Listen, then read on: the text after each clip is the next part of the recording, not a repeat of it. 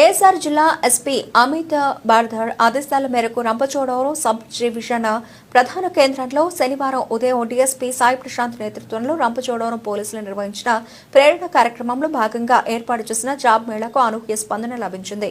ఈ జాబ్ మేళాకు రంపచోడవరం నియోజకవర్గ పరిధిలోని ఏజెన్సీ 11 మండలాల నుంచి సుమారు 500 మందికి పైగా గిరిజన యువకులు పాల్గొన్నారు. వీరికి టాటా ఎలక్ట్రానిక్స్ తదితర కంపెనీల ద్వారా ఇంటర్వ్యూలు నిర్వహించి ఉద్యోగాలు కల్పించనున్నారు. ఈ సందర్భంగా డీఎస్పీ సాయి ప్రశాంత్ మీడియాతో మాట్లాడుతూ గిరిజన యువకులు చెడు వ్యసనాలకు, చట్ట వ్యతిరేకమైన కార్యకలాపాలకు పాల్పడకుండా ఎటువంటి వ్యతిరేక కార్యక్రమాలకు దూరంగా ఉండాలని డీఎస్పీ సూచించారు. పోలీస్ శాఖ తరఫున నిర్వహించిన జాబ్ మేళాను నిరుద్యోగ యువత సద్వినియోగం చేసుకుని ఉపాధి అవకాశాలు అందిపుచ్చుకోవాలని ఆయన ఆకాంక్షించారు. జాబ్ మేళా ద్వారా ఉద్యోగాలు పొందిన వారు కష్టపడి పనిచేసి ఉన్నత శిఖరాలకు చేరుకోవాలని సూచించారు. ఈ కార్యక్రమాన్ని విజయవంతంగా నిర్వహించిన పోలీసు సిబ్బందిని డీఎస్పీ సాయి ప్రశాంత్ అభినందించారు. ఈ కార్యక్రమంలో 7 మండలాలకు చెందిన సబ్ ఇన్స్పెక్టర్లు, సీఐలు, పోలీసు సిబ్బంది తదితరులు పాల్గొన్నారు. వచ్చి మీకే జాబ్లు ఇస్తామని చెప్తున్నారు. ఎక్కడెక్కడ కూడా 1 రూపాయి తీసుకోవట్లేదు మీ దగ్గర నుంచి. ముందు 1 లక్ష రూపాయలు కట్టండి, ముందు 50,000 కట్టండి అంటే మీ దగ్గర ముందు 1 లక్ష రూపాయలు కట్టండి మీకు జాబ్ ఇస్తామంటే మీకు బాగా అనిపించొచ్చేమో. అవునా కాదా? అమ్మో 1 లక్ష రూపాయలు తీసుకుంటున్నట్టు ఇది పెద్ద జాబ్ ఏమో, 1 లక్ష రూపాయలు కట్టేద్దాం, అప్పోసో చేసి కట్టేద్దాం అనుకుంటారు. వెంకీ సినిమాలో రవితేజ వీళ్ళందరూ కట్టినట్టు.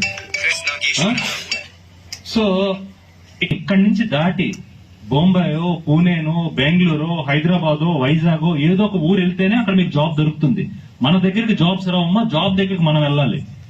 ఓకే, నాది ఊరు కాదు కదా, ఇక్కడ కూర్చుని సీఏలు ఎవరిది రంపచోడవరం కాదు కదా, మరి ఇక్కడికి ఎందుకు వచ్చి జాబ్ చేస్తున్నారు? జాబ్ ఇక్కడ దొరికింది కాబట్టి ఇక్కడికి వచ్చి జాబ్. అక్కడ ఉన్న ఎస్ఐలు కూడా ఈ ఊరు కాదు కదా. కాబట్టి మీకు ఎక్కడ జాబ్ దొరుకుతుందో అక్కడికి వెళ్ళి జాబ్ చేయండి, ఫస్ట్ విషయం. రెండోది ఏంటంటే, ఇంకొక ఆలోచన వస్తుంది చాలా మందికి. ఇప్పుడు వీళ్ళు యాపిల్ మ్యానుఫ్యాక్చరింగ్, టాటా ఎలక్ట్రానిక్స్ లో బెంగళూరు వెళ్ళి 16,000 18,000 తెచ్చుకోవడం ఎందుకు, మన వైజాగ్ లో కూడా జాబ్ ఇస్తా ఉంటున్నారు కదా, డిమార్ట్ లో కదా. చింతపల్లి వాళ్ళు వెళ్ళారంట చాలా మంది.